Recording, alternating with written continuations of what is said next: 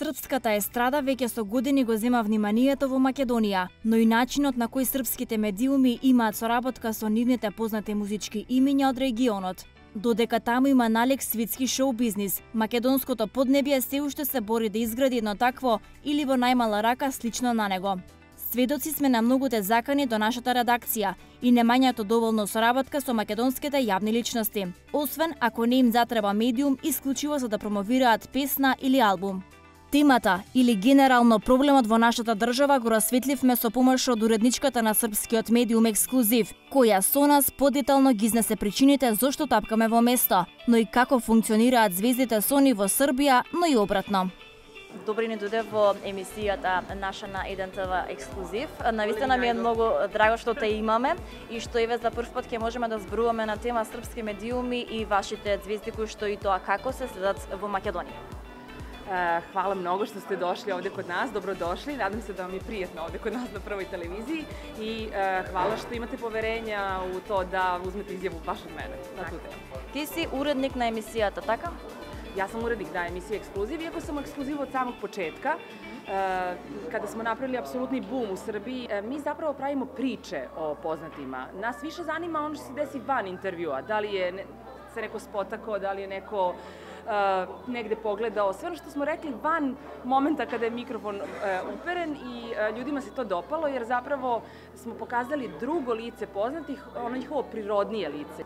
Кај вас е општо познато дека шоу бизнисот многу се гледа, многу се прати, меѓутоа кај нас во Македонија таа работа е некако осудувана од страна на самата публика, од страна на самите пејачи, актери, така натаму јавни личности, меѓутоа тоа кај вас е сосема друго и прифатливо.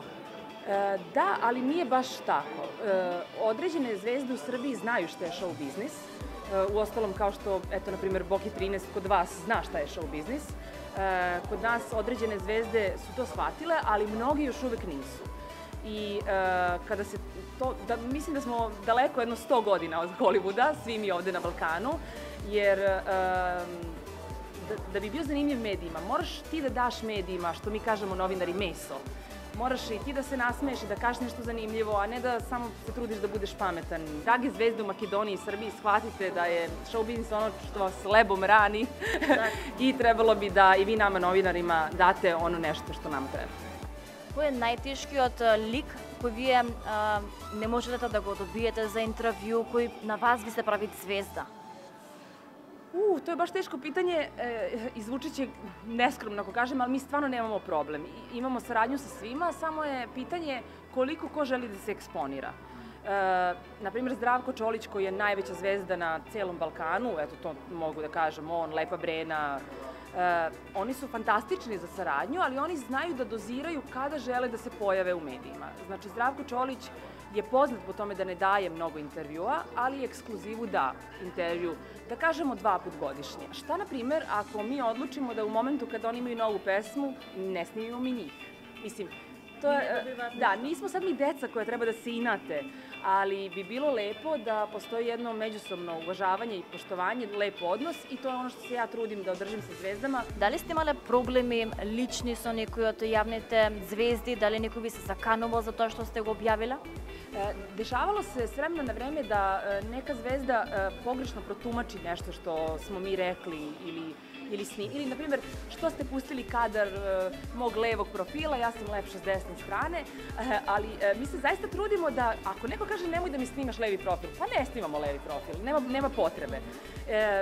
Mnogo puta se dešavalo da snimimo nešto što nije baš dobro za objavljivanje i ja sam sigurna da bi mnogi urednici to pustili, ali ja ne da se trudim, ja biram da to ne pustim, jer ako bi to povredilo zvezdu, svaka od njih je čovek i nema potrebe da ja nekoga... Mi tu u Srbiji kažemo zašto da koljemo prase za kilo mesa. Nema nikakve potrebe da ja pustim moment gde se neko osramotio, samo zato što bi ta 2 minuta bila zanimljiva publici. Дали ќе се согласиш со мене дека шоу бизнисот е една добра алатка, на тацна дадена за сите познати личности кои што можат на најдобар можен начин да ја искористат и да оди во нивен прилог? Znam što želiš da kažem. Drage poznate ličnosti u Makedoniji, molim vas, morate da shvatite da je ovako jednoj lepoj devojci treba da date intervju i kada imate novu pesmu i kada nemate novu pesmu. da vi stvarate zvezdu od sebe, jer ima mnogo primera, evo, zovu me iz redakcije, sada ćemo da ih utišamo, ima mnogo primera u Srbiji pevača koji nisu ni najbolji pevači, ni najzgodnije žene, ali koje su znale kako da iskoriste javnost i kako da sebe predstave u javnosti i tako su postale velike zvezde. Tako da show biznis je nauka koju treba dobro proučiti i učiti od najboljih. Благодарам многу. Hvala vam. Заклучокот од разговорот со уредничката на српскиот магазин Ексклузив доведе до само една веќе неколку пати претходно потврдена теза: не постои успех без соработка со медиуми. Додека во Скопје, народски кажано, се тегнеме кога да снимиме една приказна со нашите јавни личности. Нашиот впечаток и импресии на црвениот тепих од доделувањето на музичките награди се уште присутни.